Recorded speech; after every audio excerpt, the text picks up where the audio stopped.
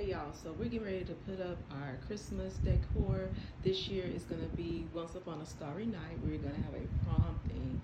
And so since I am trying to utilize what I have some more garland that I usually use outside. I have these stars also that I use outside. I decided to put those there. I have some battery operated string lights that I'm using, and we're going to try to put the moon at the top.